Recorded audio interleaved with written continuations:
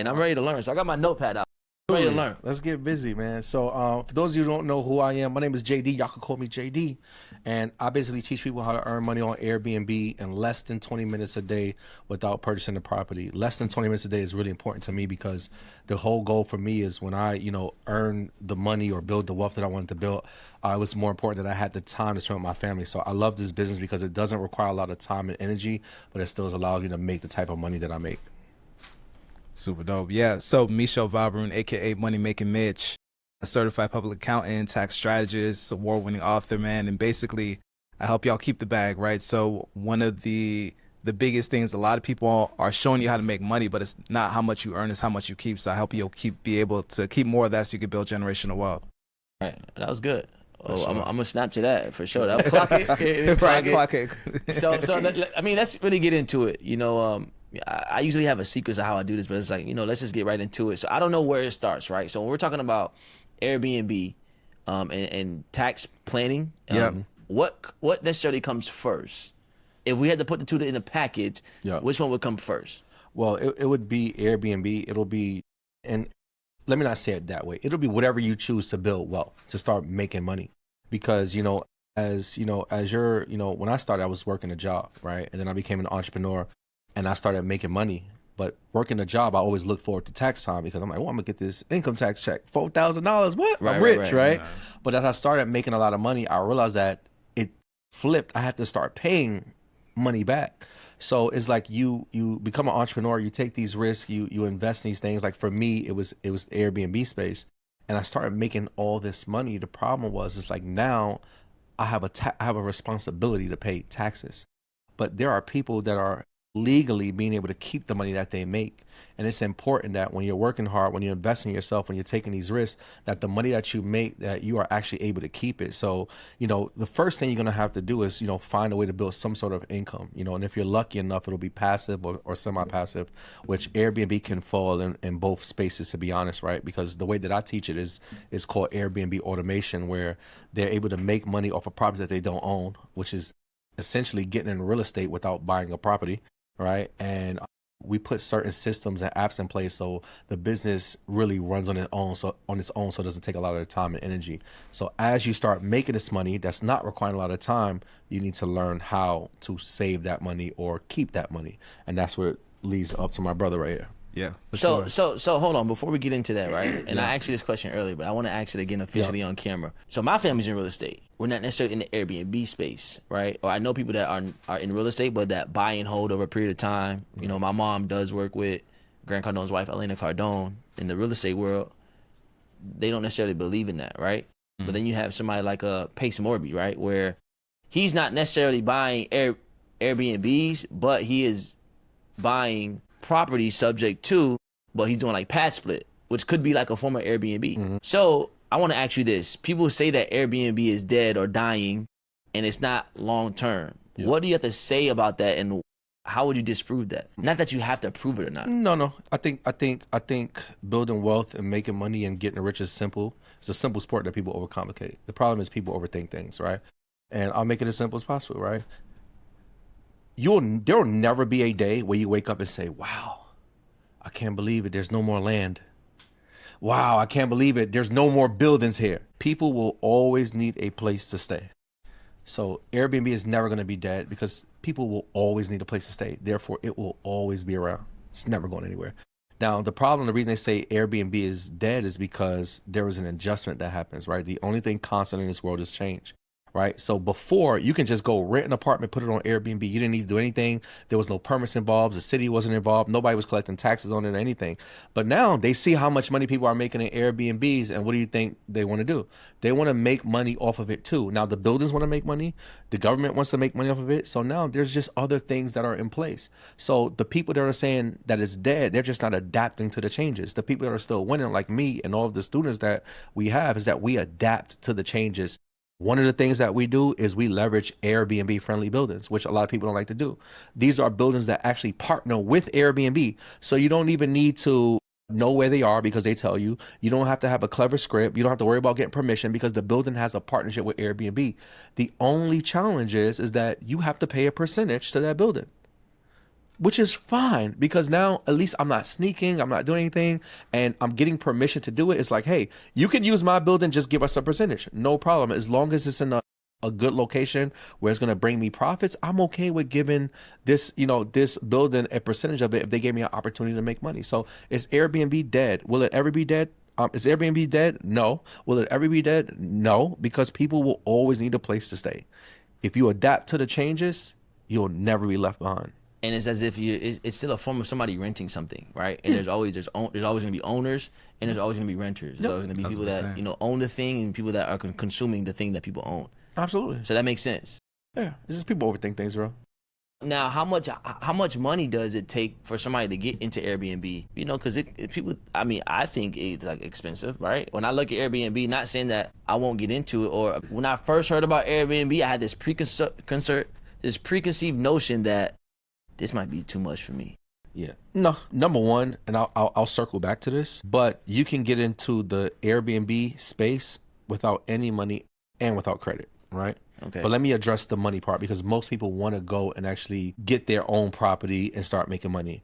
It will take on average, I would say between $3,500 and $7,000 to fully get into a 1-bedroom apartment, meaning that you done got all your furniture, you paid your deposit, you paid your first month rent, you paid everything that you have, everything is up and running, and you're ready to go live on Airbnb. So if you have, or you can come up with a combination of $3,500 to $7,000, you can have your own unit and start making money. And also, please remember that you don't have to have all that money up front, right? That's going to happen over a period of time, right? First, you're going to have to pay like the application fee and the admin fee.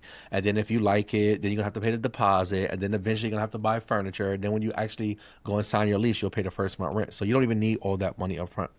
Now, to circle back to what I was saying, that you don't need any credit or you don't need any money, is if you do something called co-hosting.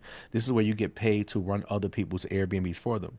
So you don't need any credit because there's nothing for you to apply for. The person already has the property.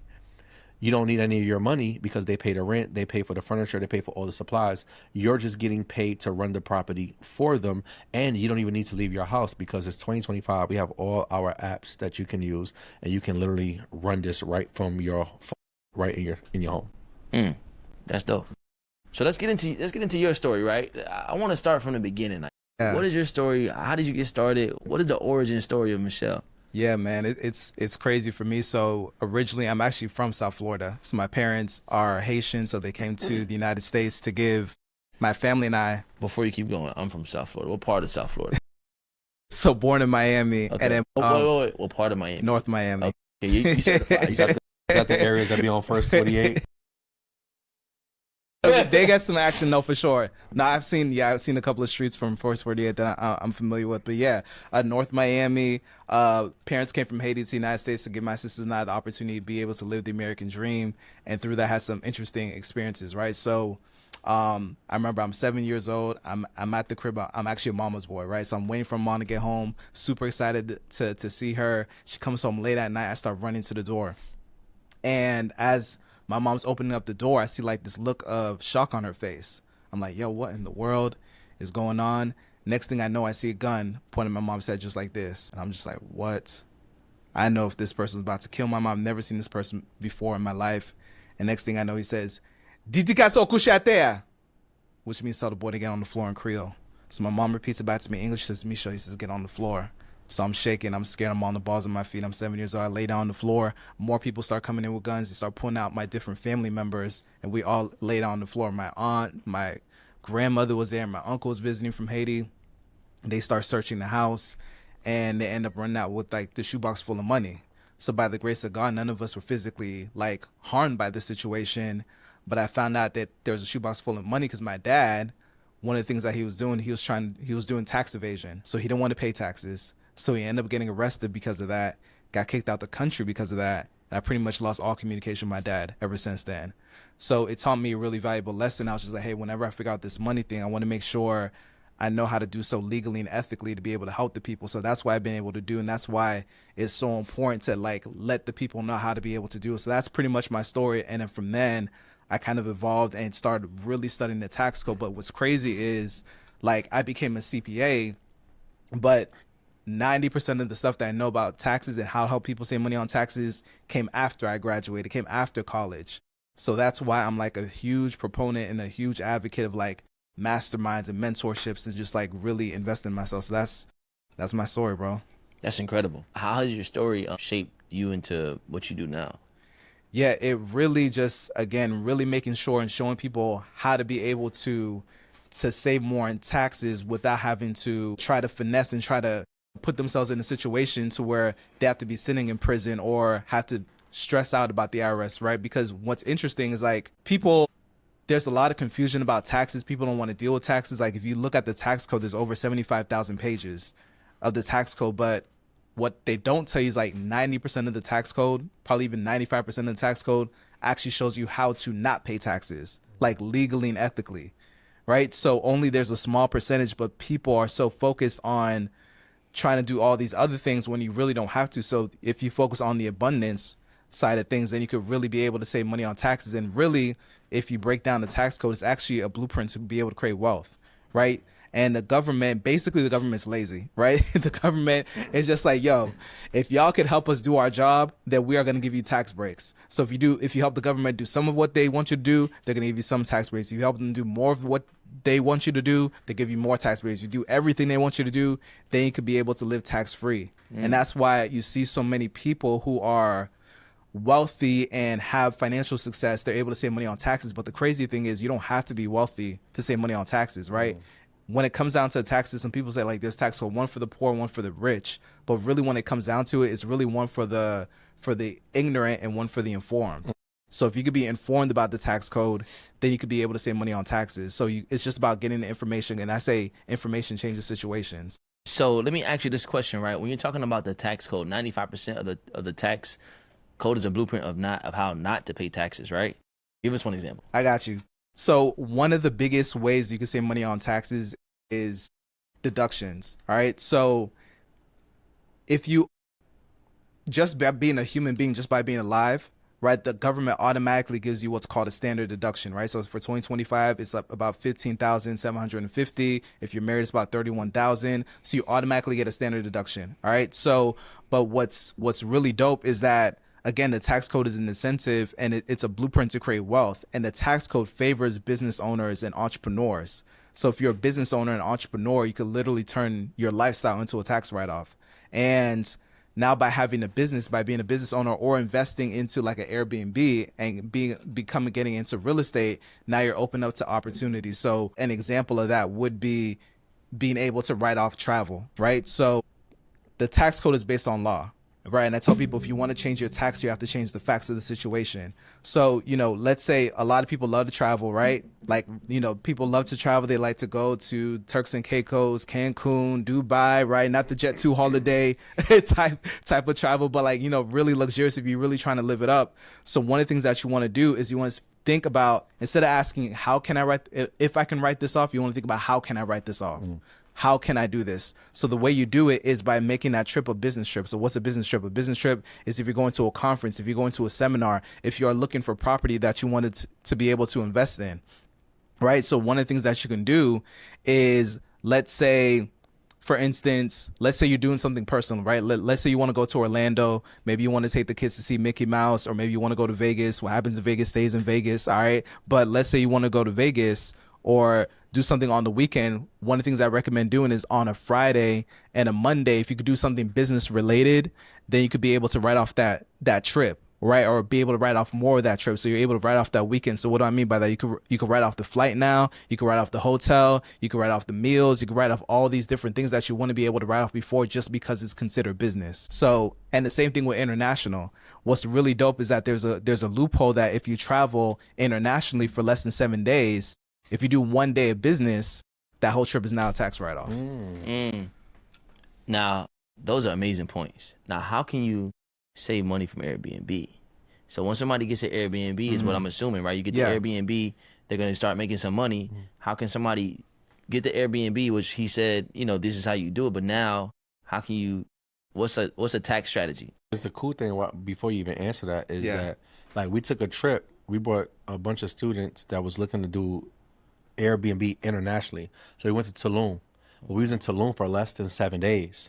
So like I'm assuming, bro. Like now, I'm having a now you think conversation with you. It's right. like, bro, we went with flights, we have food, we went to visit all these different properties. So like, I mean, what he said too. But I'm thinking like we went to Tulum to look at these properties. So those are like all write-offs. That's a write-off now. Okay. Yep. So now it's a write-off, right? So all the things Now that it's a new thing, or it's always been a thing.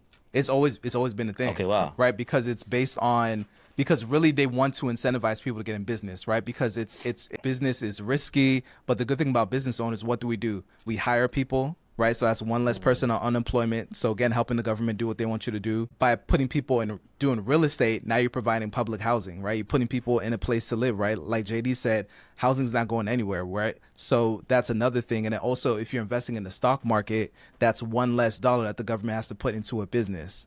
So when it comes to real estate, Airbnb, whatever the case is, one of the best tax strategies is what's called depreciation. And depreciation is like a paper loss. So what that means is that you're able to get a tax deduction based on the purchase price of that property. So let's say, for instance, one of the things that you could do is, let's say you purchase a property, right? Let's say you get a property that you want to be able to use for real estate. Let's say it's 500,000.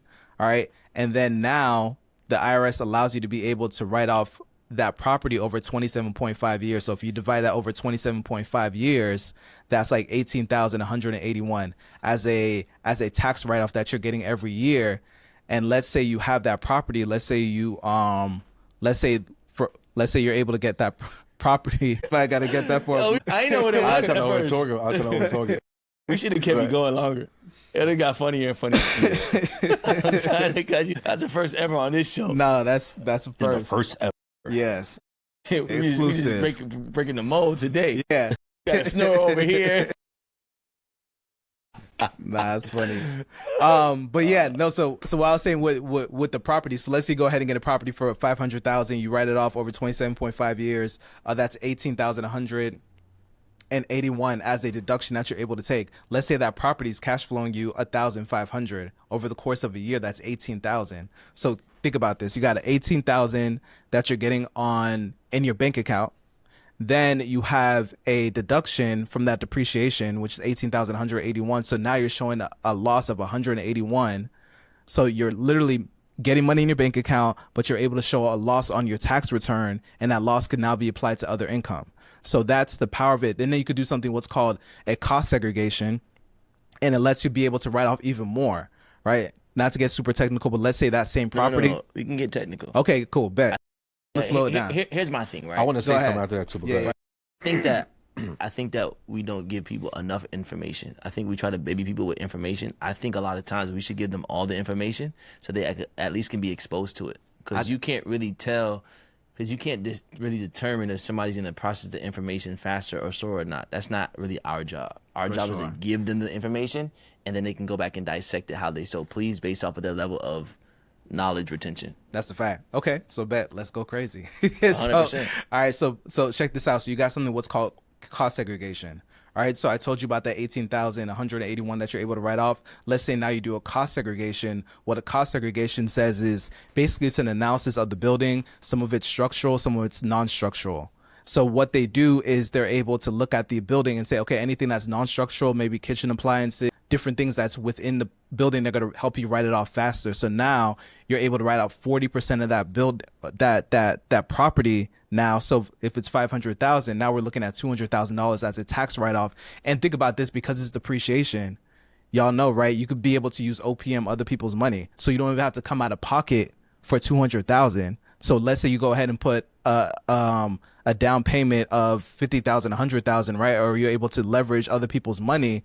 You're able to, and using other people's money, getting funding, that's tax free as well. So you don't even get taxed on that. And now you get a tax write off of 200,000 for money that necessarily did not have to come out of your pocket. That's amazing. Now, great stuff. Now, are you about to say something? Yeah. Go ahead. You about to say something. That's what I was about to say. All right. Here's what I'm gonna say, because like I hear when you say like, let's get technical. Let's give give them the information. People need the information. I get it, but also I believe that a lot of times people don't start stuff because it's just seemed too far-fetched for them, right? So like for me, one of the things that I'm really big on is showing people how possible it is by making things simple, simply because there's a person that's watching, and the moment, let's say you said, if you buy a house 500,000, they tuned out. Right. Every other word you said after that, they're gone. Yeah. Right? Why? Because they don't deem it possible for them. But I know that they can do it. Yeah. You know that they can do it, but they don't know that they can do it, right? So I like to show people like, yes, you can buy a home for $500,000. But also, like, one of the things I specialize in is rental arbitrage, where you don't have to actually purchase a property. You don't have to come up with $50,000 in the down payment. You can actually go and literally rent an apartment, something that you've probably already done multiple times, right? You can rent an apartment and use that property to make money. So if we can get the other side, I'm curious to know, because I have literally thousands of people that I coach that they go out and they rent a 1-bedroom apartment that costs $1,350 a month. Yeah. Right. So for a person like that, or do you have to be the person that's buying a property to save on taxes? Because I have a lot of people, like my students, literally they're making $5,000, $10,000, and even $20,000 a month off of an apartment that they rented. They pay rent $1,300 a month, and they're making crazy bank. How do they save on taxes? Yeah, for sure. So basically, it's turning your lifestyle into a tax write-off. So there's things they're already spending money on that they could write off that they don't even know, for instance, right? So now, because they are in Airbnb, now they're considered a business owner. And a lot of people, when they think about business owner, they think about LLCs and corporations and EINs and all this stuff.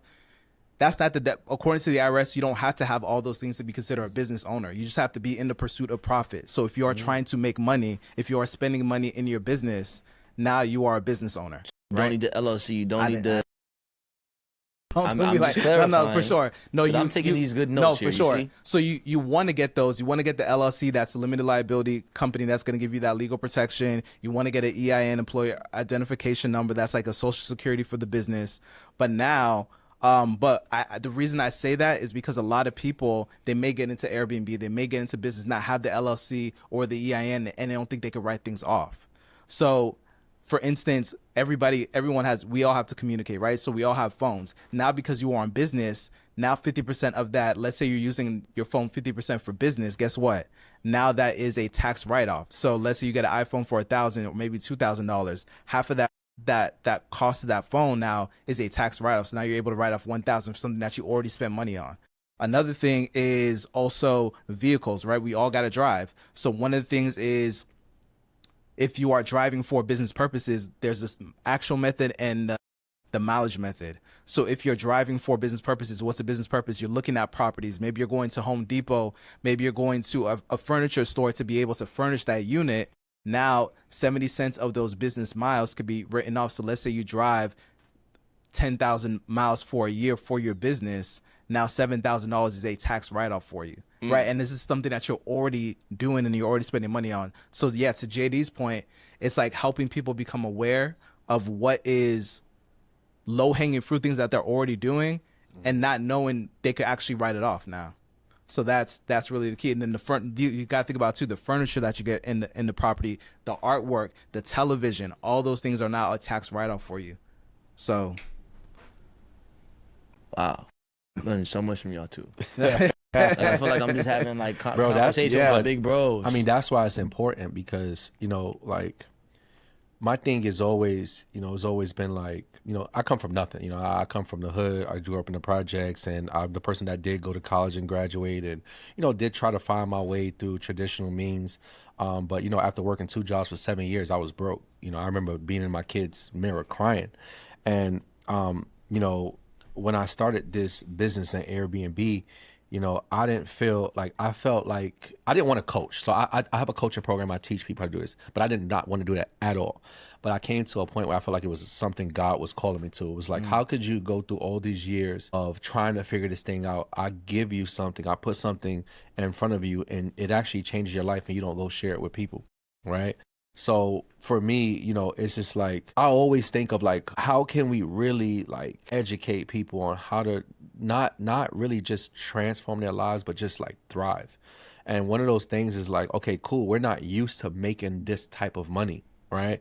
And now that you are starting these businesses, you're getting access to funding, you're investing in things, you're getting Airbnbs, it's like, okay, well, what's next? Well, now that you're making this money, you're going to have to pay taxes. Like, you're making a lot of money. You're not receiving money on tax time, So it's like, now it's like, what else can we teach them? Okay, cool. Now, all right, you got all these coaches. We'll teach you how to make $100,000 in 5 minutes. Okay, cool. Now that they're making that type of money, are you teaching them what to do next with that money? Right. Whether it's investing, whether it's different strategies to, keep the money that you make. And that's why I think like this is so important. And I think it was such an alignment because I'm like, okay, cool. I have a lot of students that they've never been introduced to money. They've never made this type of money that they're making. And it's like, okay, cool. Well, what's next for them? Well, how can they keep that money that they're making? Right? How do they understand the tax laws? How do they understand what's going on? Because I had to go through that process myself. I started making all this money. I'm like, oh, shoot, I'm making all this money. Oh, yeah, wait, brother, you got to pay taxes, right? Really? Okay, cool. What I got to do? So, for me, like, the alignment was there because we both, it's like, yes, we're teaching people how to change their life, how to access money that they've never been able to make before. But now, that they done took on all these risks, they done took chances on themselves, they're able to keep that money and they're being educated on this, because we always, when you're not the rich person, you're looking at, oh, you rich people don't pay taxes. Well, they're not doing anything wrong, right? They're not doing anything wrong. So now that you're on the other side of money, what do? And this is why these conversations are important. But that's why it's also important to me. Like I said to you, it's like, yes, we can talk about buying the $500,000 home. We can talk about all that. But at the same time, we need to talk about the person that just went out and they had enough money to rent an apartment, but now they're still thriving. 1,000%. Okay, so I want to get into this, right? Because you talking about, people getting into Airbnbs. I'm starting from scratch. I don't know nothing that's happening. Mm-hmm. But you're like, hey, Amari. I'm like, yo, JD, I want to get into this space. I do not know what I'm doing. So people can know. And we want to give like real facts and no fluff iron. For sure. A little bit of fluff, but not all fluff. Yeah, a little laughing giggles here. No, I'm just kidding. How do I get started? Like, how do I maybe get the house? Who do I need to talk to? Can I just rent my apartment out, rent a room out? Like, what do I do? Yeah, strategically. Yeah, so there's so many different ways, and I'll make it real quick, man. The first thing is you could use what you have. Like I had a girl who I had no idea. She shared me a story, and I literally brought me to tears. She was crying, but I did an event, and she was like, she wanted to do Airbnb, but she didn't have enough money to go out and get the apartment, and not even enough money to rent. She didn't have the $3,000, $4,000 to get started. Right. But she said there was something I said to her, like you can use your own place. She was renting I think at the time it was a 4 or 5 bedroom house. I can't remember the exact number. She was renting a 4 or 5 bedroom house. She had, her and her partner had split, so it was just her and her kids. So what she did was she took the rooms in her house and she rented out all the rooms. Wow. And she started making like $3,000 a month. Now she took it a step ahead. I ain't telling y'all to be this crazy, but sometimes it takes that crazy faith to really go out there and change your life. So what she did was when she saw the money she was making from the renting just the rooms in the house, she literally took all of her stuff out of her room and her and her kids moved into the living room. So they would literally sleep in the living room and she rented out that room as well. But it went from her, now she started making $4,000, $4,500 a month. And that turned to her going out to be able to have enough money to go rent 2 other homes that now she has 3 Airbnbs, right? Wow. So for some people watching this, you probably have a 2-bedroom apartment and you only use 1 room. You want to make some extra money, just rent out the other room. So that's one thing you can do is rent other rooms. Now, let's say outside of that, let's say you have your apartment, you're not trying to rent your own space. Like I'm a person, like for me, I don't want to share. So I don't want no guests coming in and I don't want no Airbnb guests coming in where I live personally, right? So another thing you could do is, like I said, what we call is rental arbitrage, where all rental arbitrage means is that, you, instead of you purchasing or buying something, right, you rent that something and use it to make money. So instead of you purchasing a home, you rent the home, use it to make money. Instead of you purchasing a car, you rent the car, use it to make money, right? So that's all rental arbitrage is. Right. Well, when it comes to this space, right, real estate, right, when you use rental arbitrage, I could literally find the building, and you guys can find this on Airbnb. I'll give it to y'all real quick, right? You can literally go on Airbnb, type whatever city you want to have your Airbnb in, right? And when you type that city, it's going to be a bunch of listings that pop up, right? People who are renting in place. If you look in those different listings and go straight to the pictures, you want to find multiple listings with the same amenities, like the pool, the gym, the theater. So if I saw, let's say, 5 different listings and they all have a picture of the same pool, can we assume that they're located in the same building? Right. Right. Okay, cool. So just call that building, right? So people are like, oh, I don't know how I'm going to be able to find an Airbnb. That's the easiest way you can find one, right? Just go to buildings where people are already doing it, because most likely the building allows it, or else there wouldn't be that many people doing it, right? So now I find the building, I already see that people are doing, right? I use common sense principles, right? If a lot of people are doing it there, there's a reason. If nobody's doing it there, there's a reason. That means don't do it there, right? So now I already know that people are doing it there. Most likely the building allows it. Chances are they're making money or they wouldn't still be doing it there. Now, all I do is I just contact that building. And when you contact that building, you want to give them a professional pitch. You don't want to just call and say, hey, I'm trying to do Airbnb. You want to make sure that you're saying things like, hey, my name is Jay Dinkins. I'm calling on behalf of my company, Luxury Stays. And basically what we do is provide housing to business professionals who travel for work. You know, one of my good friends, Amari, told me about your building, so it came highly recommended. I wanted to reach out and see if you had any units available for those purposes at this time. Right. Remember, life is not what you say; it's about how you say it. The language matters. Right. So I just gave him a professional pitch. So all it is this, bro. It's number one, finding buildings that allow people to rent apartments and use it to make money, like by leveraging platforms like Airbnb, Vrbo, Booking.com. Once you find a building, you want to make sure it's profitable. Okay.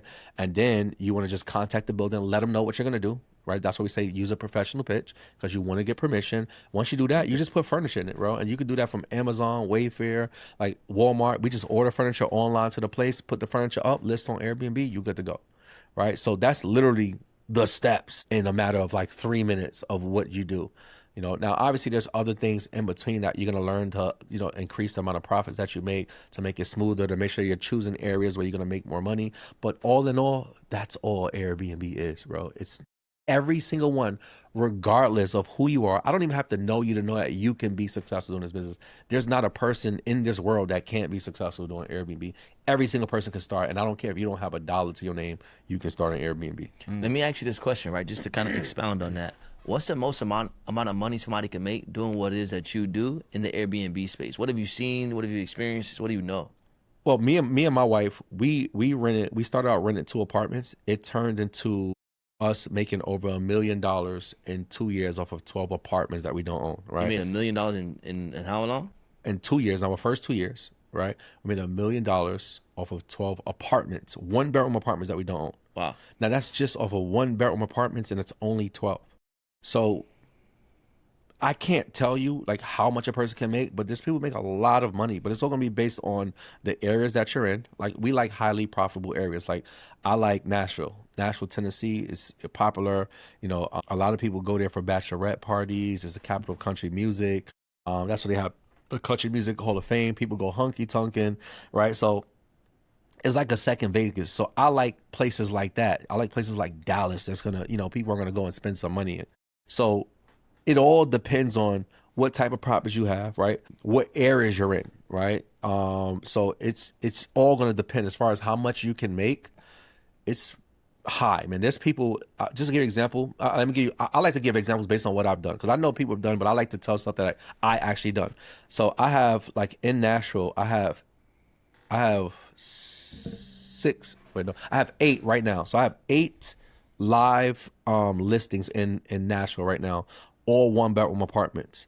Several of those apartments I have made $4,200. The most I've made is $4,400 in profit after paying all of my expenses off of a 1-bedroom in a month, right? And that's the most I've personally made off of a 1-bedroom apartment. But think about that, bro. If I had 2 apartments that just made over $4,000, that's over $8,000 after paying the rent, the utilities, and all the expenses. So that's just off of a 1-bedroom. Imagine somebody has a good 3-bedroom in a good location. You know, imagine some people have some of these high-end properties, right? Because you can also rent these mansions y'all see. There's homeowners out there that's like, listen, I just want to rent it out. You probably be paying rent, you know, you're paying $7,000 a month. And now, but you can charge, you know, $7,000 a night, you know, and you might just only get it booked on the weekends, and you're killing it. So it just really depends on the size of the property, the style of the property, but more important is location. Just like in traditional real estate, they say location, location, location, right?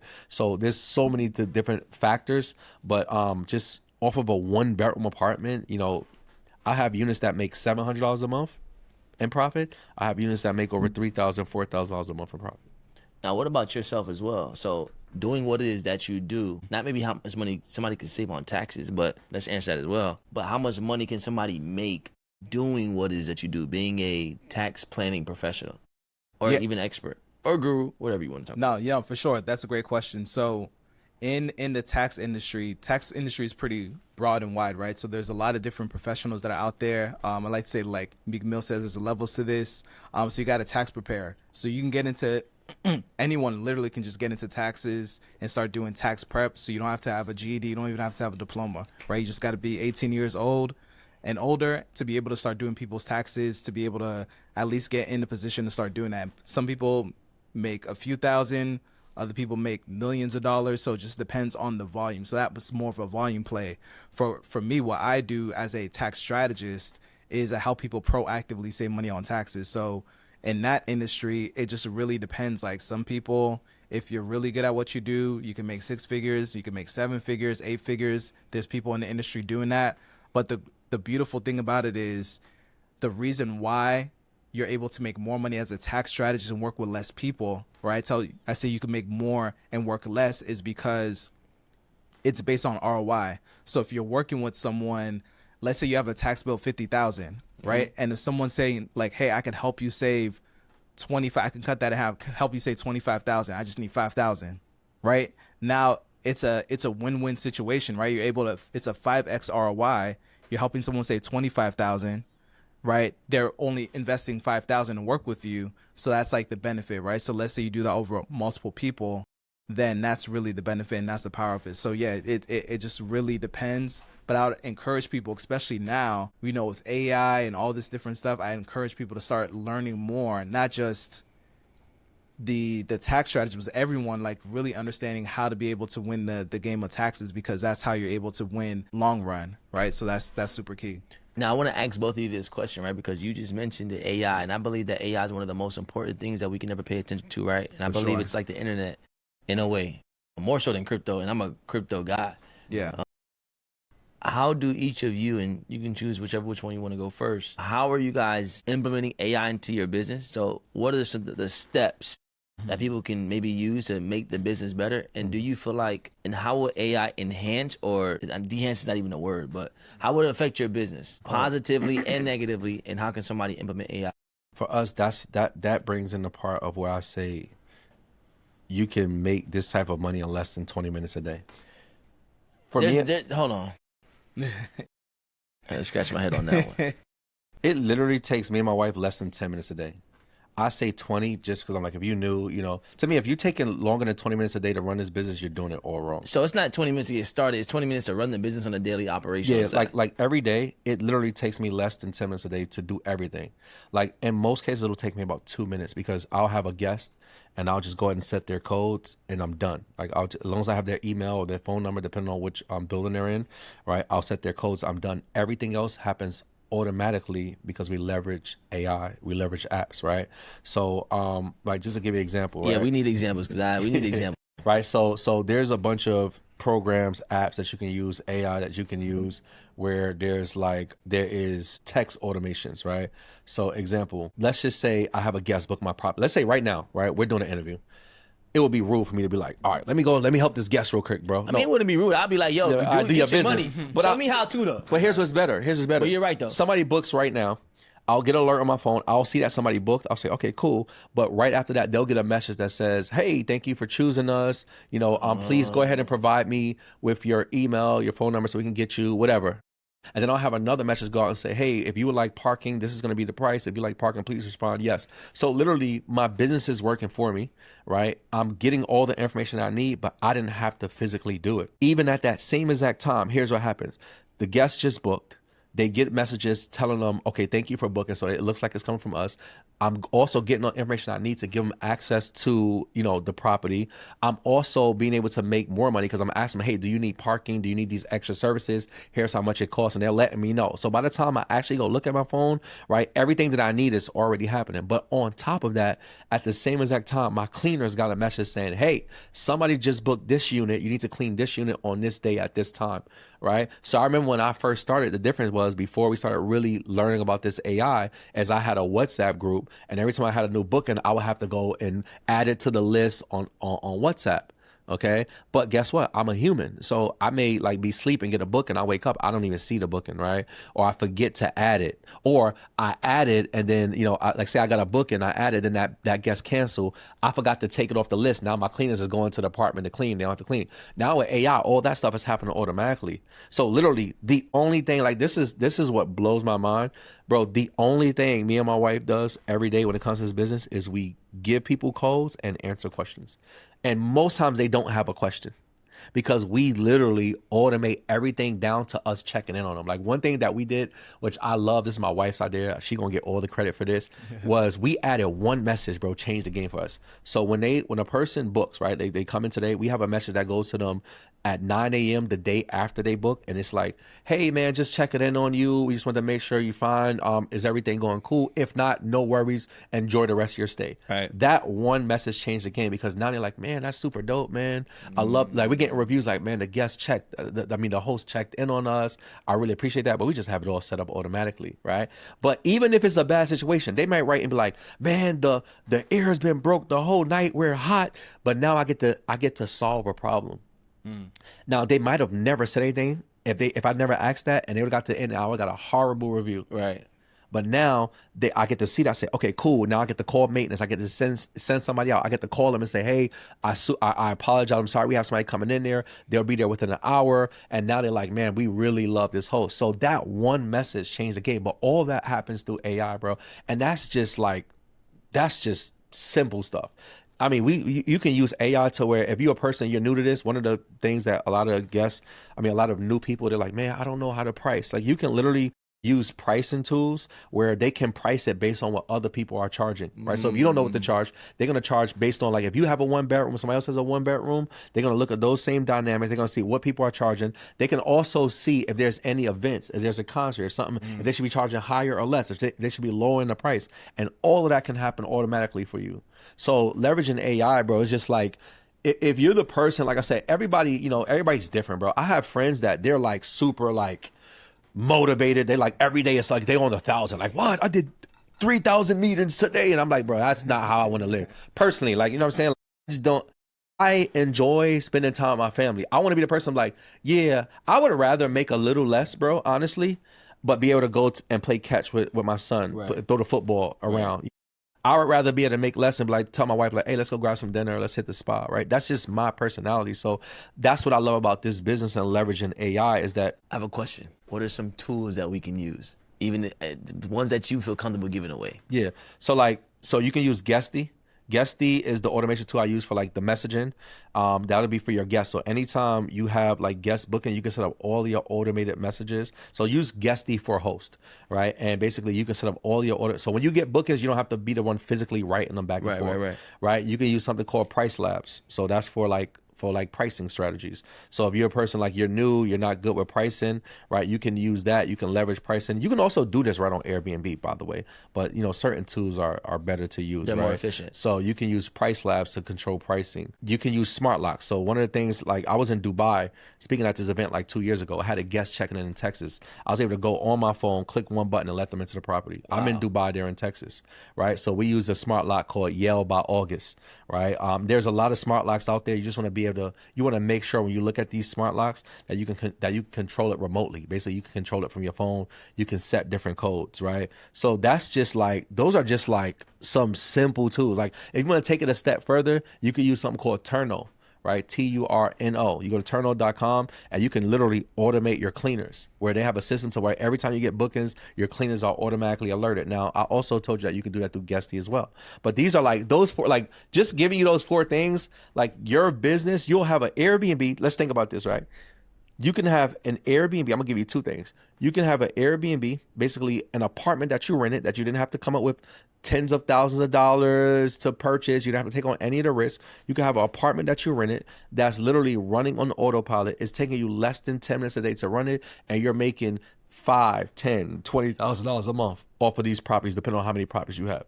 You could also, like, just think about this is crazy. I know some people looking at it like, I don't think that's what. Yes, it is, right? You could literally become a co-host, right?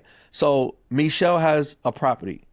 He been saving all this money on his taxes. He's like, man, I'm saving so much money on my taxes. I gotta invest in something. So he go on. He said, man, I could save money. I'm gonna go buy me this nice house. He go buy his house. But he said, listen, I'm too busy doing what I'm doing. But JD, can you co-host this for me? I say, okay, cool. Now I take on the responsibility of making sure everything happens. Like make sure the cleaners are there, making sure the guests get answers, making sure we have the right supplies in there. But he gives me over the property. Say, hey JD, I'm gonna pay you 20% of whatever I make. I say, thank you.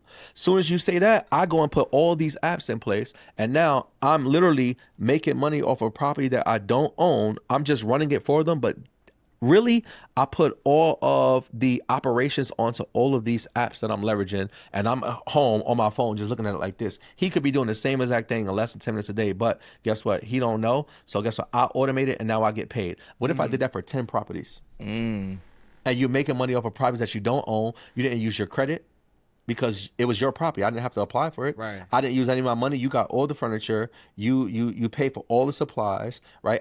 You're just paying me to run it for you, but I'm leveraging AI and I'm leveraging all these tools to make money. People have no idea, bro, how much money they can make. Wow. But the thing is that people will tell themselves is because of the things that they put in their head that they can't do it, right? They count themselves out instead of getting informed. And that's the importance of coaching. That's the importance of mentorship. It's finding somebody who can see something that you can't see. See, you think you're out. You can't do it because your credit is not good or your money's not good. I don't like to say credit is bad or you broke. I should say, like, don't say you broke, y'all. Say your money's in transition. Like it's on the way. It's on its way. Hold on, right? write that one down. It's on its way. Like it ain't here yet. Transition. They're like, hey, you want to go out to brunch with us? Hey, no, I ain't really. My money's in transition. What you mean? Well, I ain't got it right now, but it's on its way. Right? So for people that's like in those kind of situations, bro, they automatically count themselves out. But if they just tapped into some sort of coaching, some sort of mentorship, right? As one of my mentors would say, the thinking that outthinks you. If they just tapped into that, they would realize, oh, I could do this, and start here. Right. Just get paid to run other people's properties, use that money, then go get your own properties. And you still don't even have to purchase it. You can rent it, bro. That I was thinking literally it's so crazy how, and that's the power of masterminds and mentorships, because without even speaking, we're literally thinking the same thing. And when you brought up the question about AI, overall, I would say for everybody, AI makes things more efficient. It helps with your workflow, but a lot of people think they can get all the information on AI, right? Without investing in a coach, without investing in someone to help them see what they can't see. And I like to take it a step further and help them seize what they currently can't seize by themselves. So that's the power of being able. So yeah, it's powerful to help you with your workflow, make things easier, but don't over rely on thinking that you're going to get all the information and everything that you need just by utilizing AI and not actually working with someone who's actually been in the trenches, actually knows what they're doing, and can basically help you get less bumps along the way on that journey. I do want to ask you how, because I've been hearing a lot of people saying about tax planning, right? It's like you can kind of do it yourself through AI, right? And I don't know if that's true or not. I'm sure you can do it to a certain extent, but you do have knowledge. So you as a knowledgeable individual, how are you leveraging AI to make it more efficient for you while also leveraging the knowledge that you already have? For sure. So with the AI, again, it just makes and maybe what tools are you using as well? Yeah. So ChatGPT does a lot. So really? It really, ChatGPT can handle a lot of, at least on my end, as far as workflow is concerned. It allows me to be able, honestly, what I usually use it for is I let my team use it to help me be able to send out emails, to help analyze information, to help be able to summarize a whole bunch of information at once, so I could just sit down and basically come up and use my knowledge and my experience to come up with, and using creativity. So I'll give you an example, right? This is something that you can't use AI on. So Donald Trump, his ex-wife passed away. One of the things that he did is that he buried his ex-wife at one of his golf courses. That golf course has now turned into a cemetery, a burial. So now he doesn't have to pay property tax, sales tax, all these different things, but that's not something the AI is going to give you. That's something that someone looking at the situation and looking at the facts can be able to use their creativity to figure out, right? People think it's cold-blooded, but at the end of the day, again, it's using and having a higher level of understanding, and you wouldn't even know.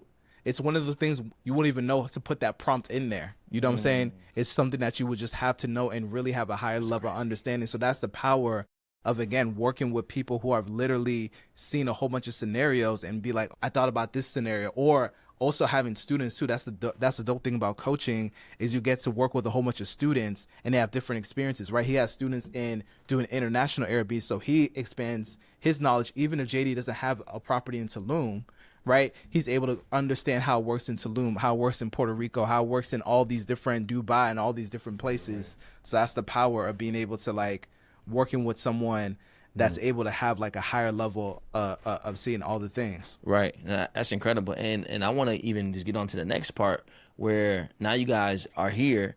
Yeah. It's crazy, right? Because we were supposed to do a podcast. Right. Right. And then you guys were supposed to do another thing later. Yeah. But like we ended up here and then you guys were telling me about your challenge that you guys have that's coming up together, right? Yeah. Look how God works.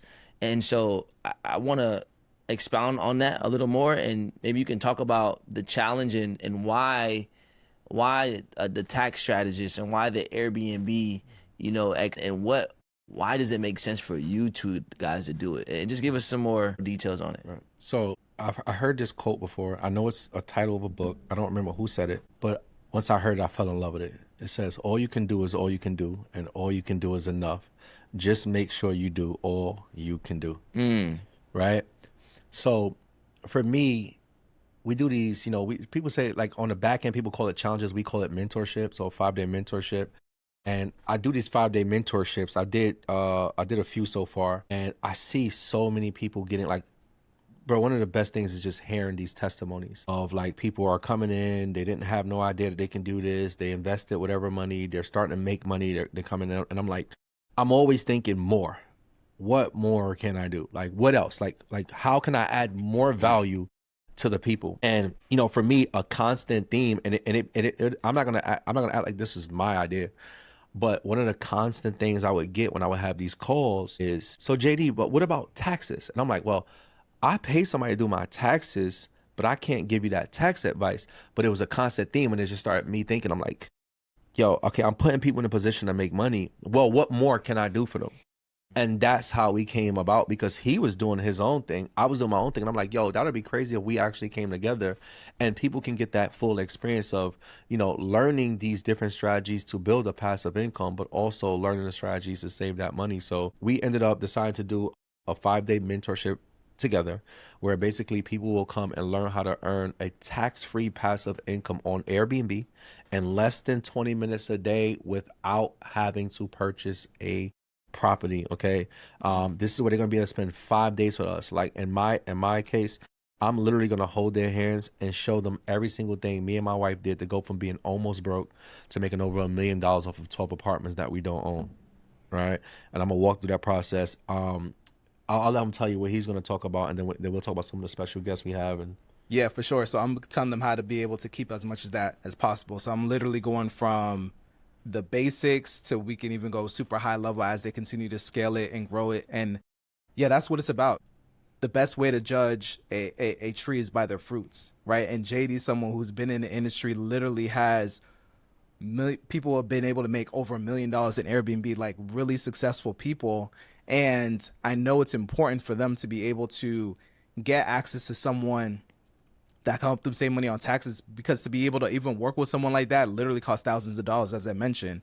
So really making it accessible for the people and really making sure they get the most value. So that's why we decided to come together, and I'm excited. Like the people have been like, people are going crazy about it. Mm-hmm. So and here's the thing, like for me, bro, I'm super like, I don't want to just be a part of something. I want to be the best at it. Like for me, I'm always thinking, how can I make this to where somebody come and say, bro, I've never had a better experience. So what we did was we created something where every single thing that they could possibly think of, we're going to have it, right? So when a person comes, they may say, I want to do Airbnb, but I don't have money. Okay, well, we have somebody who's a funding expert that's going to come and teach them how to get access to funding live. So they may come to this 5 days, which is going to happen on Zoom, by the way, right? Or with no money, and get access to the money that they need to go on and get their Airbnbs.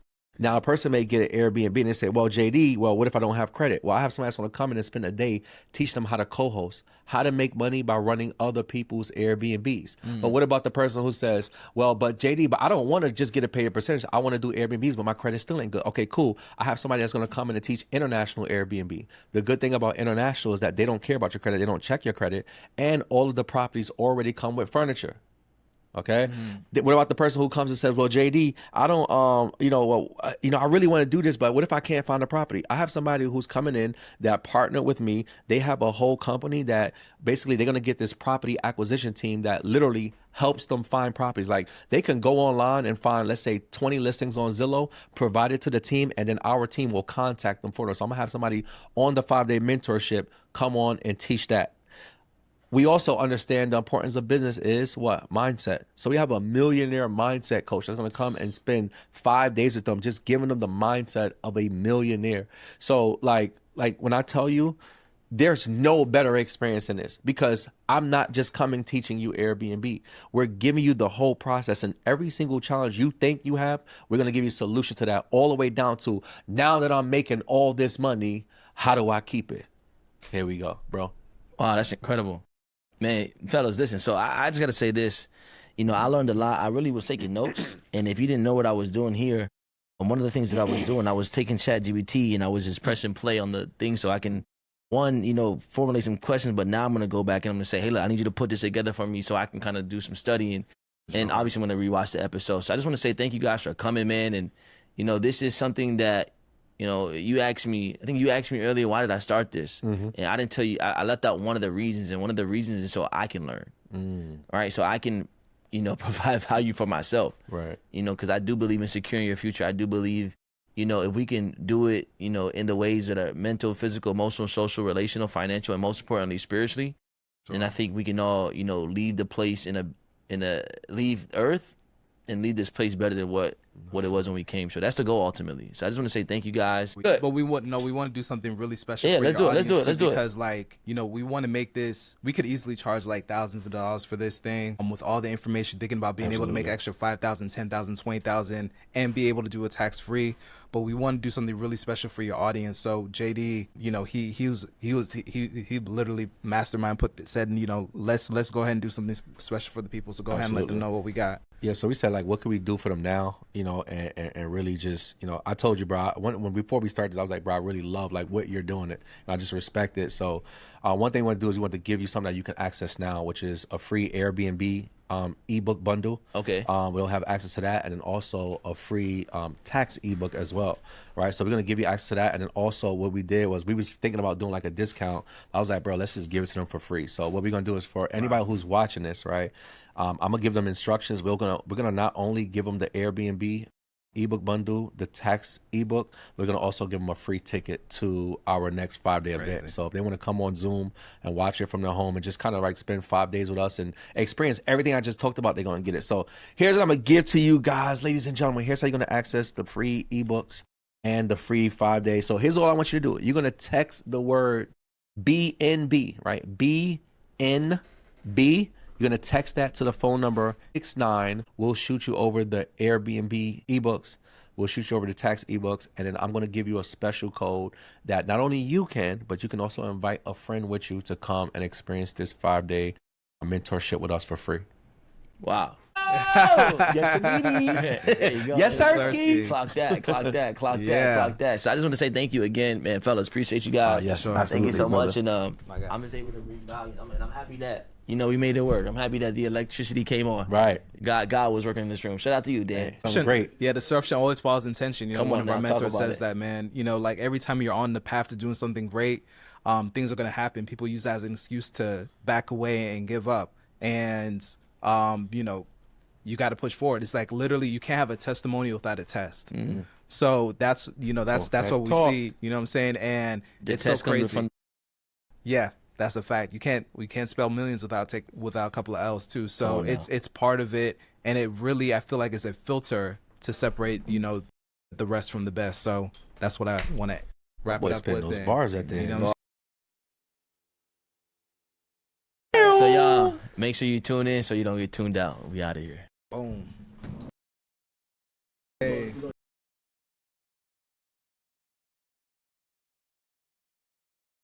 Yeah. Look at the pictures, bro.